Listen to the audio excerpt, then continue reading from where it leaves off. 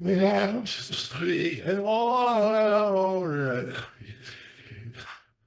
Bruce Lee is arguably the greatest martial artist to ever live. His mastery of the fighting arts was nothing short of legendary, and whether it was his displays of speed or his almost unparalleled strength. Now, because he sadly passed away at a young age, many of us may not necessarily grasp the full scope of Bruce Lee's fighting prowess, but those who knew and saw him up close would easily testify that the man truly did some otherworldly stuff. I'm talking about feats of superhuman ability that are just completely unbelievable to most people. Oh boy, I felt I was going to be a item. In this video, we'll be going over a few of these feats, and hopefully you'll really get to grasp how much of a rare talent that Bruce Lee was. Speedy punches. Now, if there's one thing that Bruce Lee knew how to do better than anyone else, it was throw a quick punch. In fact, there's an argument to be made that the reason Bruce was so much better than most other fighters around was simply because he was too fast for most of them. By the time he would throw a strike, it would have been too late for them to mount any defense. Now, because Bruce Lee was a practitioner of his own fighting style, you would imagine there'd be a lot of competition. Many people wanted to test their skills with the champ, and that included even those who didn't practice Wing Chun or Jeet Kune Do. For our first clip, we see a perfect depiction of an instance when someone tried to challenge Bruce only for things to backfire. Back in 1976, Bruce was at a martial arts exhibition when he ran into Victor Moore. For those who may not know who Victor Moore was, he held a 10th degree black belt in karate and was also a 4-time world karate champion by the time the video was recorded.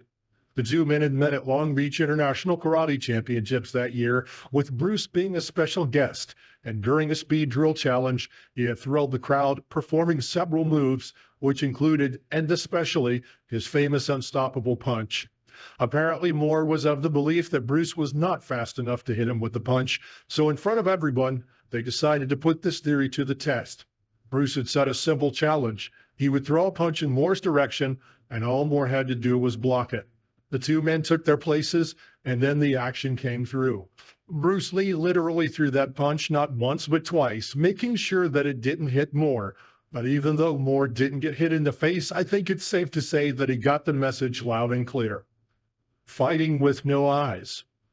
One of the reasons why Bruce Lee will always live on when you consider the legends of martial arts was that he had a penchant for doing things that were thought to be utterly impossible. It's especially more impressive when you consider the fact that the man was a martial artist performing an art form that required mastery of the body's full sense organs. If you've ever been in close combat, you'd be able to tell that you need to be alert at all times. And the moment you slip up, you immediately hand your opponent an upper hand that they can use against you. For Bruce Lee, however, it would appear that the mastery of the martial arts had become so innate that he literally didn't even need to have his eyes open to win a fight. Check out this insane scene from an exhibition he had a few years before he passed away. Here, we see Bruce Lee engaging in close combat with a sparring partner, and at first it seems as though they're both evenly matched, with Bruce and his partner going toe-to-toe for a few moments. Then, like a snake that's lurking and looking for the perfect time, Bruce picks his spot and strikes with optimal precision. Personally, I think there are two things that are impressive about this. First was the fact that Bruce had literally dispatched the guy in less than a minute. However, what was even more impressive was that Bruce was literally blindfolded for the entirety of the clip. Can you even imagine how insane it must have been to fight someone with your eyes closed? And if you thought this was everything, well, let me tell you, you've got another thing coming. Bruce's sparring partner was not content on being knocked to the ground once, so he came back again for the second round. And to make things worse, Bruce literally dispatched him in an even shorter amount of time, despite the fact that the man was still wearing his blindfolds. That must have been, 5 seconds? The guy was definitely not one to be toyed with. The two men then went on sparring for a third time, and as you would imagine, the result really wasn't any different. Bruce showed impressive skill and mastery of his fighting style, and his sparring partner was just no match for his superior abilities. Taking care of your opponent is one thing, but doing so while blindfolded is completely next level.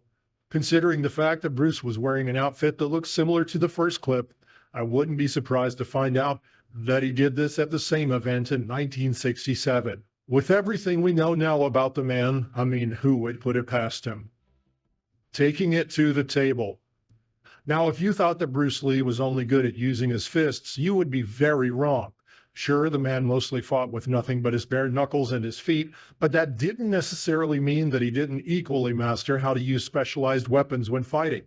And when it came to weapons, he was especially fond of using his famous nunchucks, a traditional East Asian martial arts tool consisting of two sticks being connected to each other at their ends by a short metal chain or a rope. And because of its shape, the nunchucks can be incredibly difficult to master for most people. But if Bruce Lee is anything, he's definitely not a normal person. Take a look at this clip, for instance, shot as part of a backstage video montage for a movie production. It shows Bruce facing off against opponents using the nunchucks. And you would probably think it was a fight scene, but no, Bruce is literally using them to play table tennis.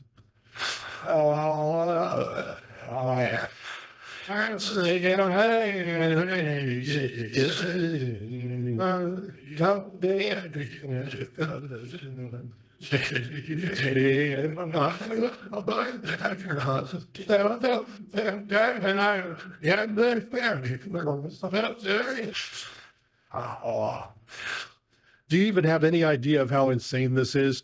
I mean, first off, table tennis is a game requiring speed, strength, and an incredible amount of hand-eye coordination. For most professionals, merely keeping up with a wide bat is already as difficult as you can imagine, but it's no problem for Bruce.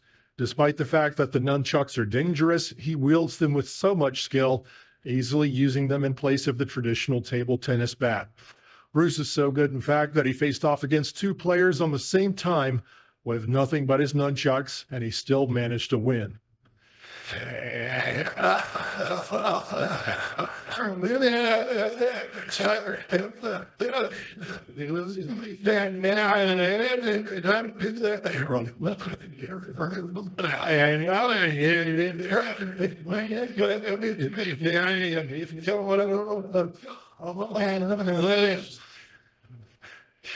Honestly, if I hadn't seen it myself, I probably would not have believed the video was real. The fact that Bruce was able to do this while still maintaining his balance and not hitting himself with his own weapon was impressive enough. But to literally defeat two great players at the same time just takes things beyond the realm of possibility. Insane workout routine. It's absolutely impossible for anyone to attain the level of mastery over martial arts that Bruce Lee achieved without going through extensive and rigorous training. Bruce himself knew this and never cheated himself out of that. In fact, by the time he had become an established martial arts grandmaster, he was said to have engaged in such rigorous training sessions, most people would wonder if the guy was even human. Now, to really understand Bruce's training, it's worth exploring his fighting style. In the early parts of his career, he was trained by Ip Man in Hong Kong, and for years he had built up his mastery of the legendary Wing Chun fighting art, taking lessons from Ip Man while incorporating them into his own form of the art that he developed later in the early 60s. Still, though, Bruce Lee would not be satisfied, and following a highly publicized fight with Wong Jack Man, he decided that he was not happy with the outcome of the conflict. Primarily, Bruce hated the fact that his fight with Wong Jack Man lasted so long, even though according to most sources he eventually won.